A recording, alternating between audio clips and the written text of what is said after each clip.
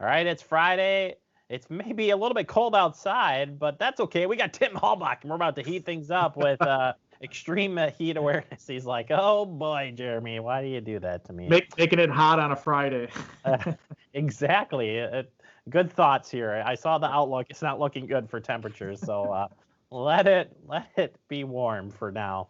In all seriousness, heat has been the big story. Last several years across the U.S. have had very warm temperatures. Wisconsin, it's always up and down. You never know. But when it does heat up, heat exhaustion or any heat emergency can be fatal if not properly treated. What are some of the messages we want to get out to the folks here for heat safety? Yeah, so some of the main things, it's kind of like the two sides of the age brackets that we typically get concerned about. The young ones, the infants, the toddlers, young kids, their body can't handle the heat as well or regulate. So what happens is where there's been a higher uptick with fatalities with the new babies is parents leaving them in the car. It sounds crazy to think that you could just forget about a kid like that, but if you're a parent or anything like that, you know how sleep deprived you can be early on in those first few months. And if you go to a grocery store or something like that, leave all the windows rolled up and you walk in like you forget you've got a new kid, all it takes is about 10 minutes. So we tell people check the back seat, put something else back there so that you remember to look back and take a peek. Because unfortunately that happens every year across the United States, even on days when it's not a heat advisory day, even if it's like in the 80s and the sun is bearing down, you can get some of those similar issues to occur. The other side of it is with the elderly. They might not be physically able to put in an air conditioning unit into their window or even open up their windows to get some sort of air movement through their house. So they might not be wanting people to come and help them. So reach out to somebody if you know you got grandparents, somebody somewhere that might be isolated, or maybe a neighbor that you could check in on, ask them if they need any help. Try to do that and see what their situation is just to make sure.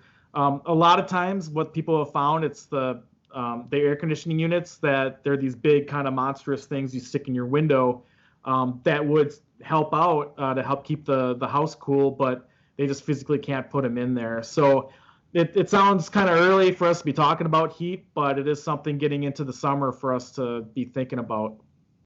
Yeah, and in kids in general, just from running out an ambulance for many years, kids are a last minute thing. It can strike just as fast as you can snap your finger. They're just good and then they're bad. There's no checkpoint there versus the elderly, maybe a little bit longer symptoms, but something to keep an eye out for.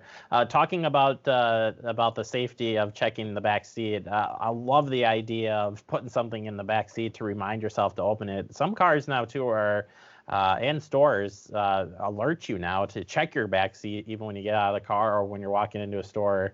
But putting a bag or something back there is such a great tip. You shouldn't be cracking a window. Those things just don't work. It's physically taking that person in and getting them out of the elements. Yeah, sometimes, a lot of people, they'll just throw their cell phone back in the back seat so that even if they start walking away and they go to touch their pockets and they forgot their phone, they go and check. To make sure, because if the baby falls asleep in the back seat and it's really quiet for the ride there, and I've heard of other people that if they were on their way to work or something like that, or if they had like a normal routine where if they were on the phone and got distracted, that their mind goes somewhere else. That regardless, just thinking about it is painful to even think that this could ever happen. How could they?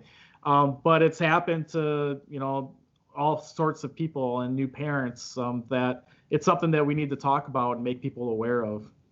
Absolutely. I don't check you here on your data, but in Wisconsin, do we have long periods of extended heat waves? Is there a particular time that happens? It's been a while, I feel like, since we've really gotten hit hard in that, but what could you tell us in that front? Typically, it's July when we're at our peak for the hottest temperatures and kind of the crossover for the highest dew points to get our heat index up there. Last year, I believe it was July 19th was the big one when the power happened to go out on the hottest day of the year. So they opened up the Kohl Center as a potential cooling facility if people needed to go to that.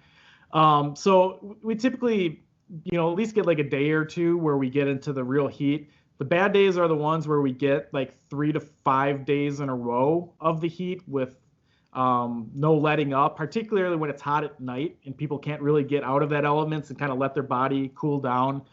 So the big one was back in 95, where we had almost 200 people die from the heat wave that happened that year, where we had two days in a row where the high temperature was in the hundreds, and then the low temperature at night was right around 80, which for around here, that's a pretty extreme heat wave to go through that. And to have it happen for multiple days was a really bad scenario. So those are the things that we try to look for.